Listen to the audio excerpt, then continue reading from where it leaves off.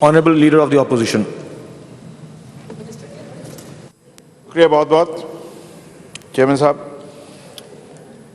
Minister साहब से चंद वजाहतें चाहिए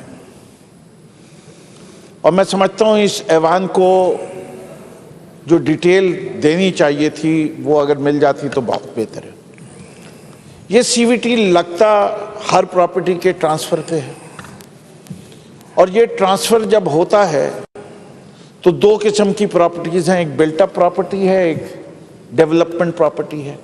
जब डेवलपमेंट प्रॉपर्टी पे इनपुट टैक्स के तौर पे बढ़ता है तो प्रमोशन कम होती है, लेकिन प्रॉपर्टी टैक्स की रिकवरी बहुत ज़्यादा हो जाती है कि जहां अगर शाहराह फैसल पे एक प्लॉट के ऊपर आप ले रहे थे, एक घर पे ले रहे थे, अब उस जगह अगर 200 अपार्टमेंट बन जाएंगे तो आपकी किटी में तो पैसे ज़्यादा आएंगे, शुरू में कम आएंगे, बाद में ज़्यादा आएंगे।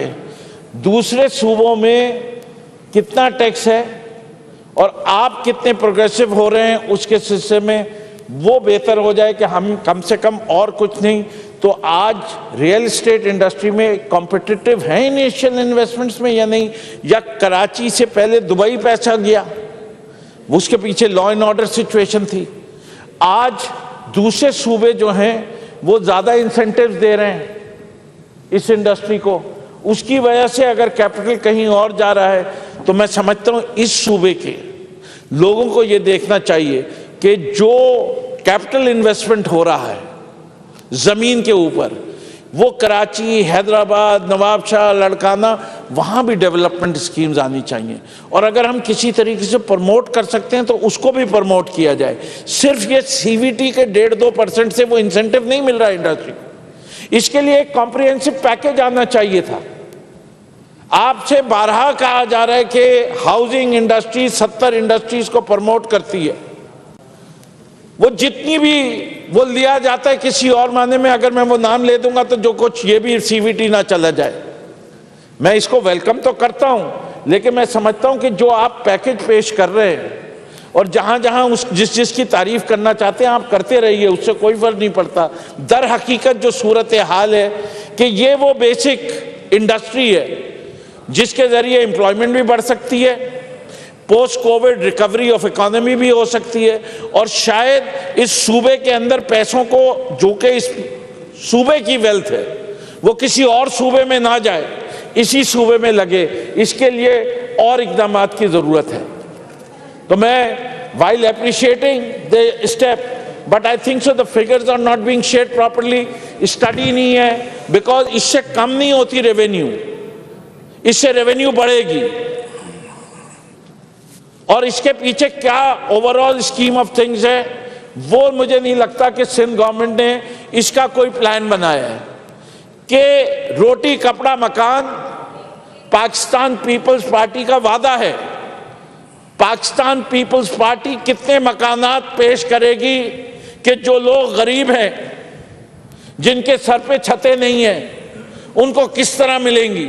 यहां तो बेतहाशा इंक्रोचमेंट रिमूव करने की बात हो रही है, कम से कम यही इंसेंटिवाइज करते हैं कि लो कॉस्ट हाउसिंग के प्रोजेक्ट्स के ऊपर कोई टैक्स नहीं लिया जाएगा, कि कम से कम गरीब के लिए जो बना रहा है, जो कि स्टेट बैंक ऑफ पाकिस्तान की डेफिनेशन है।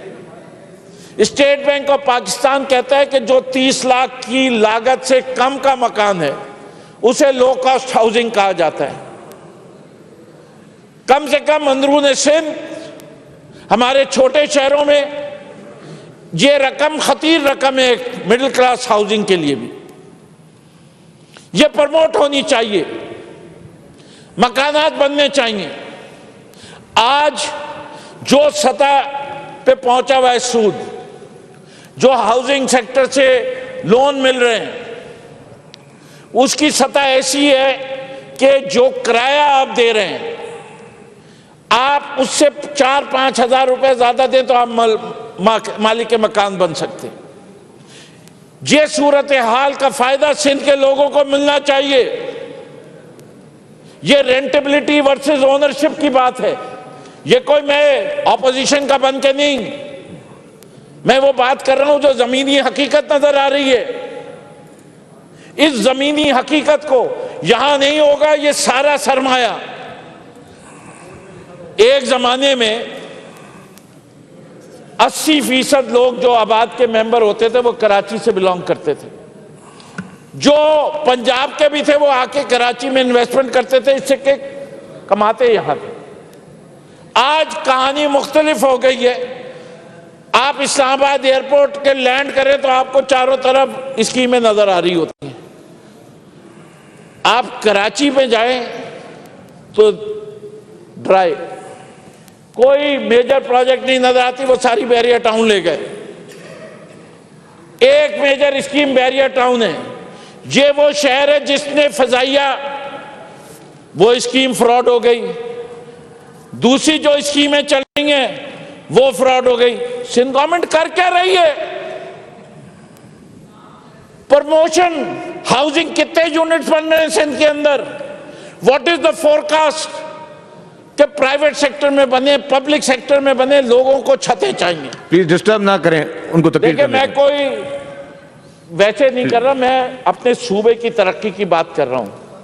मैं कोई पार्टीजन होकर बात नहीं कर रहा। अगर कोई ये समझ रहा है कि मैं कोई पार्टीजन बात कर रहा हूं, मैंने अभी तक कोई पॉलिसी क्रिटिसाइज नहीं की। आप कंटिन्यू करें। मैं एक प्रिंसिपल्स की बात कर रहा हूं कि इस सूबे में ये बेहतरीन मौका है जब financial cost of money is low, बैंकों से जो पैसा लिया जा सकता है, अगर हम अपने प्रोसेसेस को सही कर ले तो यहां रिटेन हो जाएगा। क्योंकि मैंने अपनी जिंदगी एज एन इंजीनियर इसी शोबे में जो दौलत कमाई है वो भी इसी शोबे में कमाई है। मैं जानता हूं इस वक्त भी बिल्डिंग प्लान अप्रूवल्स के अंदर कितना टाइम लगता है, कितने पैसे लगते हैं अंडर द टेबल। ये वो जगह है जहां एक सुप्रीम कोर्ट ने ऑर्डर दिया हुआ है, कोई आप बिल्डिंग प्लान ले जाइए, पानी का कनेक्शन नहीं मिल सकता, इसे के बैन है। यहां बनेगी कैसे बिल्डिंग? इस बैन को हटाने के लिए क्या कोशिश की जा रही है? मैं कोई बिल्डर्स लॉबी का भी आदमी नहीं हूं कि मुझे कोई बिल्डर्स के लिए बोलना है। मुझे उन गरीब लोगों के लिए बोलना है जिनको नालों से हटाया जाएगा, जिनको रेलवे ट्रैक से साफ करके हटाया जाएगा, जिनके पास झोपड़ियां हैं, जो लैंड माफिया को तो पैसे देते हैं लेकिन उनको कोई प्लॉट नहीं मिल सकता। इसे के मलिक रियाज साहब लोगों को बेवकूफ बनाते हैं, मकान दिखाते हैं 80 गज का और कहते हैं 18 लाख प्लॉट की कीमत 80 गज की। क्या मेरा गरीब 18 लाख रुपए में 80 गज का प्लॉट खरीद सकता है? कौन सी जगह है इस शहर कराची के अंदर, इस पूरे सिंध एक बड़े शहरों में, जहां एक गरीब आदमी किस्तों में जमीन खरीद ले, झोपड़ी डाल ले अपनी जमीन पर? कोई एक स्कीम है? पिछले 5 साल में कोई एक स्कीम है? खुदा की बस्ती की जरूरत है, औरंगी पायलट प्रोजेक्ट जैसे मंसूबों की जरूरत है। मकान अमीर को नहीं चाहिए, मकान उसको चाहिए जिसके पास पैसे नहीं है, उसको उसकी अपनी जगह जमीन देने के लिए। ये बड़ा अच्छा इक़दाम है। कीमत कम होगी, 2.5% कम होगी। मैं कह रहा हूं नहीं, उस शख्स को आप जमीनें दें और कहें 10 साल में तुम पेमेंट करो। इससे कि जमीन कहीं लेकर नहीं जा सकता कोई। जमीन को इमूवेबल प्रॉपर्टी कहते हैं।